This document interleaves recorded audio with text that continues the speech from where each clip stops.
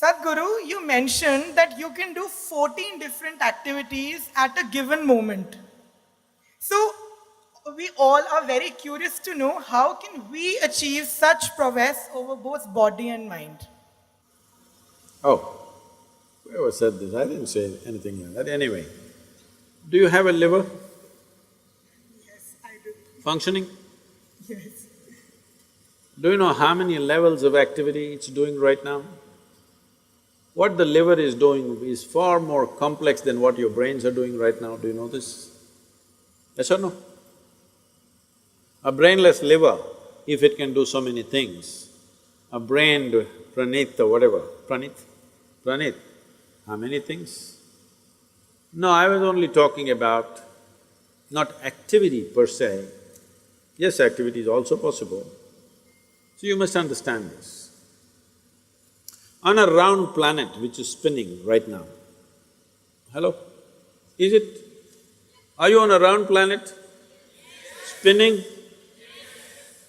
Most people don't understand this unless, they get sozzled out with something or they get some ailment that either a few drops more or a few drops less between the years. Suddenly you see, planet is round. Do you know how complex an activity it is for a human being to walk at a certain latitude on a round planet which is spinning and which has magnetic forces working upon you all the time? It's an extremely complex process.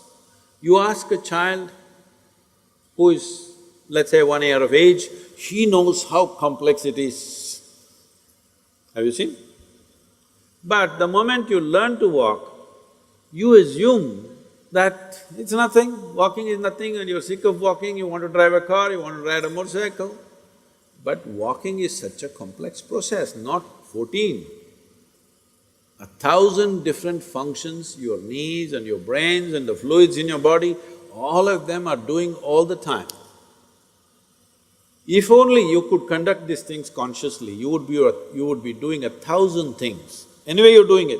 But if you could conduct this consciously, you would do 1,000 things at a time, isn't it? So I was only talking about different channels of mind, which you don't have to actually conduct, you just have to initiate and leave. It will go on. For you to think about your neighborhood girl, do you have to initiate action every time? No. If she's pretty, I'm saying. Once you look at her, it just goes on by itself, isn't it? Why? Because you're drawn to it. If you're drawn to 10 different things at the same time, mind is capable of creating 10 different channels and keep it running. So, there is an entire process. Right now, I think one Jain monk, somebody, a 16, 17-year-old boy, you heard of him, he's in the newspapers?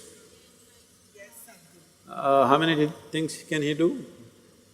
Anyway, there are people in small towns in Tamil Nadu who are called Shatavadanis. That means they can do 100 things at the same time.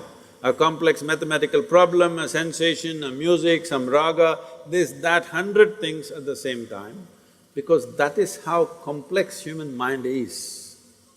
This complexity you can use either to drive yourself crazy with unbridled thought and emotion, or if you harness it, it can do things that nobody has imagined possible. It can do things in a miraculous way. You can manifest things in a phenomenal way if the necessary training goes. See, is it not very clear to you? If somebody is walking there, if you just look at them, how they're walking, you can make out whether they're physically fit or not. Yes or no? Body has been worked upon, you can see it or no, just by the walk. Similarly, whether the mind has been worked upon or not, whether your energies have been worked upon or not, is something that's visible. Most people may not see, but if you pay attention, you will see. Right now, most human beings, the problem is we gave you a super computer. The most sophisticated machine on this planet is this human mechanism, isn't it so? I'm asking you, have you read the user's manual? Hello? No. When are you going to read it? On the last day?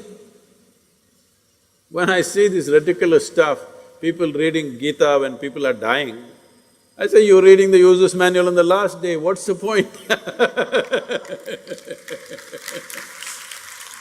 If you buy a phone, should you read the user's manual in the first 3 days or after 3 years when you want to get rid of the phone?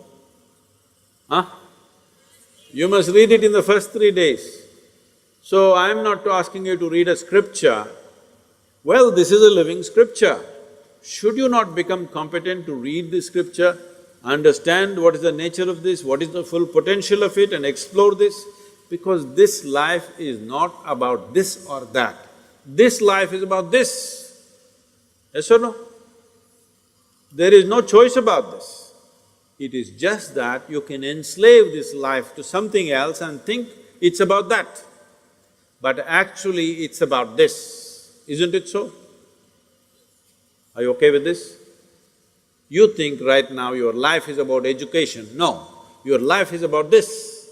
You want this one educated, you want this one to do well, you want this one to experience love, you want this one to experience pleasure, you want this one to do all this.